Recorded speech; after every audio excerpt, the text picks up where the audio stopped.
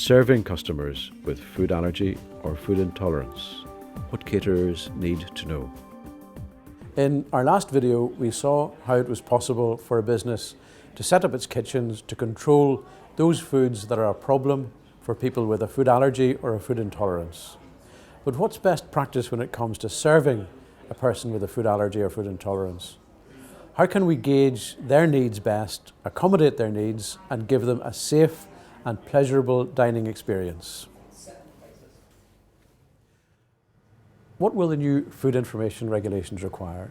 Well, already we have to give information about pre-packed food if any of 14 major allergens are deliberately included as ingredients. Well, from December 2014, that obligation will be extended to non-pre-packed food, but especially to situations such as we have here in a catering establishment, in a restaurant. People who are dining here will need to be told what allergens are present of those 14 in their food. It will not be acceptable to say, I don't know what's in the food that I'm serving you, nor will it be acceptable to say that we use nuts in the kitchen or we use egg in the kitchen, and they could be present in any food that we serve. You must alert customers to your allergen management policy through the use of signage placed in highly visible areas such as the foyer, menu board or self-service counter. The signs will say that allergen information is available and that you cater for people with food allergies or food intolerances. And the signage will tell your customers to make their needs known to the waiting staff. Let's hear more about this from Martin Toner, a senior manager at Corrs Corner Hotel. Martin, how can we be sure that we're giving accurate and reliable information to customers here at Corrs that might have a food allergy or a food intolerance? Because all of our staff have been trained to a level, we allow them to deal with the allergens such as gluten-free and dairy. So they're quite confident and capable of translating that through into the kitchen and dealing on a one-to-one with the chef.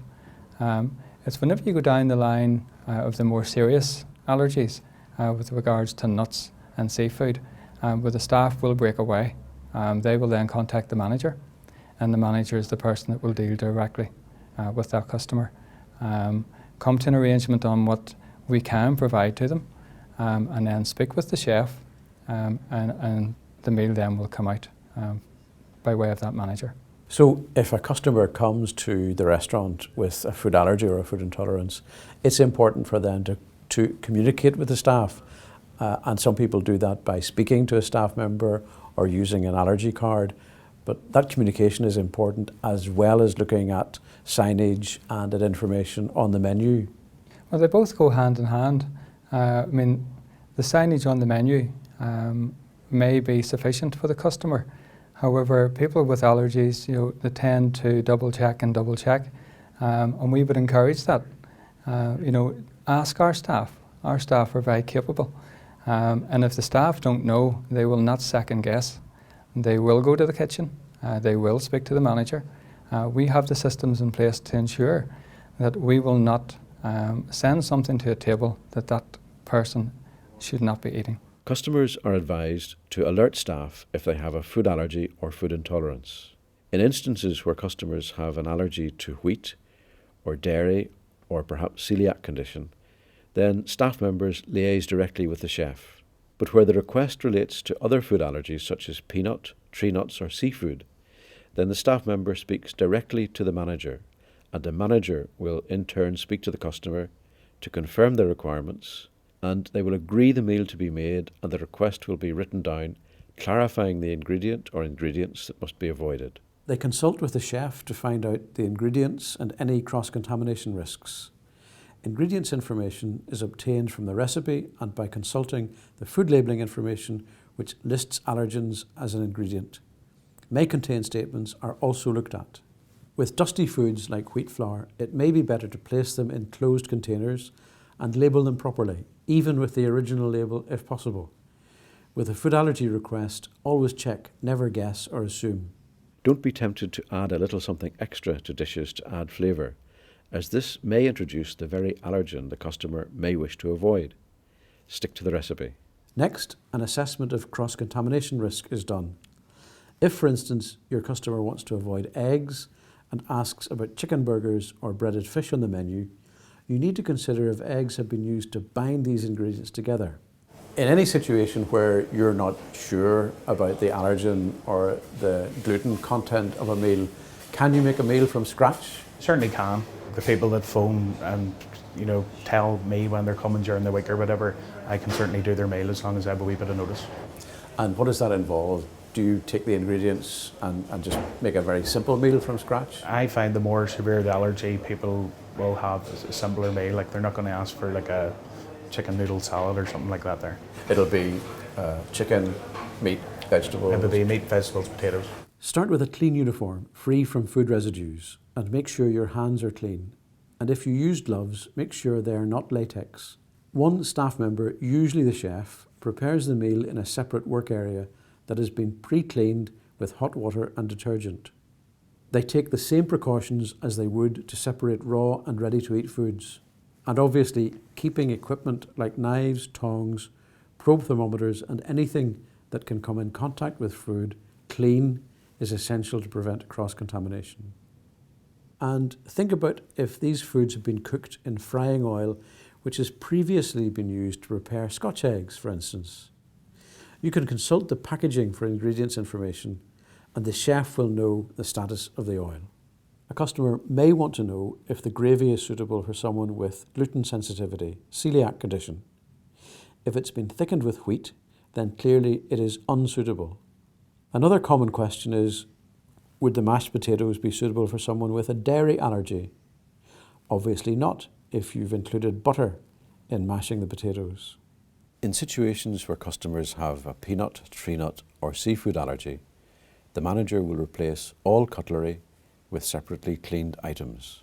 When the allergen-free meal is ready, the chef will signal for the manager to collect the meal. The manager will wash their hands before collecting the meal to avoid cross-contamination and take it straight from the chef directly to the food-sensitive customer. If a customer with an allergy becomes ill, it might be an allergic reaction, and a quick response could save a life. So think it out beforehand.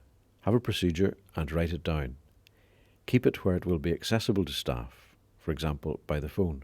If you see a customer with an allergy becoming ill, you need to phone for an ambulance straight away. Tell the operator what is happening and where you are. You'll need to have your address written down in the procedure by the phone. And then send someone out to guide the ambulance staff in. Do you ever stop learning? You never stop learning, Michael. Always look after your protocols. Always check on your staff. Always check with the customers, especially the allergen-free customers. See if they have any recommendations that we could do for our business. So you have a well-organised protocol to deal with a whole range of allergens. Yes. And so when the new Food Information Regulation comes into effect in December 2014, it holds no fears for you because you're doing it all already. We are, yeah.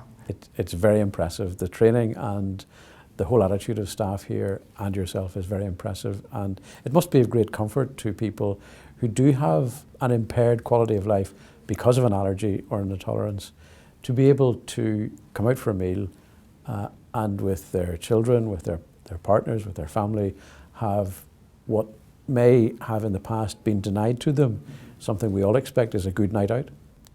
Absolutely, and it's a pleasure for the staff who have in the past come forward and said, it was a delight to see the expression on the face of the individual who managed to receive the service. They'd been out for a meal with their family, which they hadn't been able to do for a long time. Dealing with food allergies and food intolerances holds no fear for the staff at Corrs Corner, but we can't tell you everything you need to know in 3 short videos.